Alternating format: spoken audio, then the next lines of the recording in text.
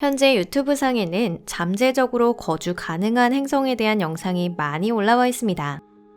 하지만 실제로 그건 조석 고정에 의해 잠긴 어두컴컴한 적색외성 행성일 뿐입니다. 그 사실 자체는 놀라운 일이 아니에요.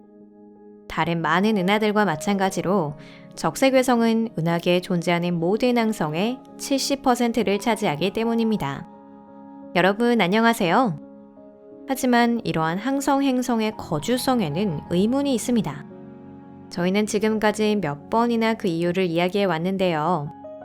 간략하게 말하면 행성이 항성에 대해 항상 같은 쪽을 향하고 있는 조석 고정 상태는 그 자체가 지표를 끊임없는 폭풍이나 폭풍이 몰아치는 지옥으로 바꿔버립니다. 게다가 적색외성은 더 크고 밝은 항성 못지않은 방사선을 방출하고 있습니다. 게다가 행성이 이러한 항성의 헤비터블 존에 들어가기 위해서는 항성의 지근거리에 있어야 하는데요. 즉, 대량의 방사선을 받게 되는 것입니다. 여러분, 여기는 토픽입니다. 지금부터 소개해드릴 것은 저희가 작성한 잠재적으로 거주 가능한 행성 순위입니다. 적색외성은 포함하지 않고 태양을 어느 정도 닮은 항성과 주성에서 충분한 거리를 두고 공전하고 있는 행성만 거론할게요. 그럼 시작합니다.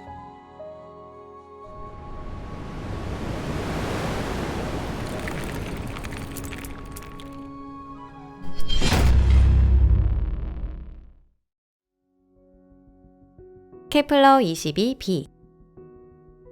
이번에 소개해드릴 첫 번째 주인공 케플러 22b입니다.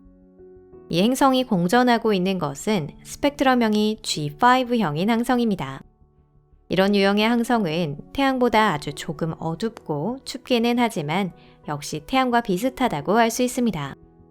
케플러 22b에서 주성까지의 거리는 대략 0.85AU이며 태양계로 말하면 금성과 지구의 중간쯤에 위치하고 있습니다. 이 행성이 케플러 22로부터 받는 빛은 지구가 태양으로부터 받는 빛보다 25% 약하다고 하는데요. 즉, 케플러 22b는 지구보다 약간 추운 것이지만 그래도 충분히 허용 범위입니다. 그리고 대기 중에는 항상 소량의 온실가스가 포함되어 대기를 따뜻하게 하고 있을 가능성이 있습니다. 케플러 22b 자체의 파라미터는 어떨까요? 이 행성은 지구의 2.5배 정도의 크기로 질량 또한 커 보입니다. 하지만 얼마나 큰지는 아직 계산되지 않았고요. 아마 지구보다는 오히려 해왕성과 비슷할 것으로 보입니다. 혹은 하이시안 행성 같은 것일 수도 있습니다. 하이시안 행성이란 지구형 행성과 거대 행성의 중간과 같은 행성으로 고밀도의 대질량 대기를 가지며 표면은 수백, 수천 킬로미터라는 아주 깊은 바다로 덮여 있습니다. 이런 행성들은 헤비터블 존 내에 있다는 것을 감안하면 충분히 생명에 적합하다고 할 수 있는데요. 하지만 여기서 지적 문명이 발전할 가능성은 낮아 보입니다. 이 행성에는 자원이 부족합니다. 자원을 얻으려면 아주 깊이 잠수해야 하기 때문이죠. 하지만 생물권 자체가 다양성으로 가득 차 아주 독특한 양상을 띠고 있을 가능성이 있습니다. 케플러 1606b. 또 하나 흥미로운 행성이 있습니다.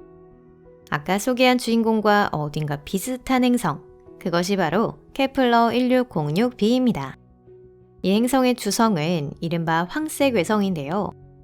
과학자들이 이렇게 부르는 건 스펙트럼형 K형 항성입니다. 이런 유형의 항성은 태양보다 훨씬 어둡고 작지만 M형 적색외성은 아닙니다. 이러한 항성의 헤비터블 존 내에 있는 전체는 태양계로 치면 수성, 금성의 중간에 해당하는 거리에 있습니다. 이 정도 거리가 있으면 적색외성 행성 같은 동기자전이 되지 않습니다. 게다가 황색외성은 매우 안정적이고 빛도 균일한데요. 즉 이상적인 항성이라고 할 수 있습니다. 케플러 1606b도 지구보다 훨씬 크고 역시 하이시안 행성이나 해왕성 같은 천체입니다. 한번 공전에 소요되는 시간은 약 196일입니다. 이 행성의 생명을 둘러싼 상황은 방금 전의 장소와 똑같습니다. 즉 이곳에는 생명에 충분히 적합한 바다가 있을 겁니다. 하지만 단단한 지표면에 대해서는 좋을 것도 없고 나쁠 것도 없는 상황일 겁니다. 그러니 여기에서 지적 생명체를 찾는 건 아마도 무의미하겠죠. 그들은 구석기 시대에서 벗어나지 못할 뿐만 아니라 들어갈 수도 없습니다. 바닷속에서 어떻게 돌을 조달할 수 있을까요? 한편으로 우리는 유기 생명체나 유기 물질의 변이 가능성에 대해 모든 것을 알고 있는 것은 아닙니다. 만약 이 행성이나 조금 전 행성의 주민들이 기계가 아닌 모든 종류의 유전자 변형이나 보다 고도의 유기물질 생산을 통한 생물 문명을 구축했다면 어떨까요? 선진 문명이 하나부터 열까지 우리 문명과 비슷하다고 생각하는 건 우리의 자만이 아닐까요? 케플러 1544b 황색외성 주위를 도는 재미있는 행성이 하나 더 있습니다. 그것은 물론 케플러 1544b입니다. 나사는 공식적으로는 이 행성을 거대 가스 행성으로 간주하고 있지만 현재 연구에서는 오히려 단단한 지표면을 가진 슈퍼어스라는 견해가 제시되고 있습니다. 이 행성의 크기는 지구의 4분의 3 정도이고요. 인력은 질량에 따라 다르지만 안타깝게도 아직 정확하게 계산되지 않았습니다. 하지만 현재 계산에 따르면 이 행성은 지구의 10배를 넘을 수 있습니다. 즉, 거대 가스 행성도 거대 얼음 행성도 아니라는 것이죠. 케플러 1544b는 주성에서 0.54AU 거리에 있으며 헤비터블 존 안에 들어 있습니다. 이러한 조건을 고려할 때 이 행성이 주성으로부터 받는 빛이나 열은 지구가 태양으로부터 받는 것보다 적지만 결정적인 차이는 없습니다. 게다가 이러한 꽤 큰 행성이라면 나름의 대기가 있을 텐데요.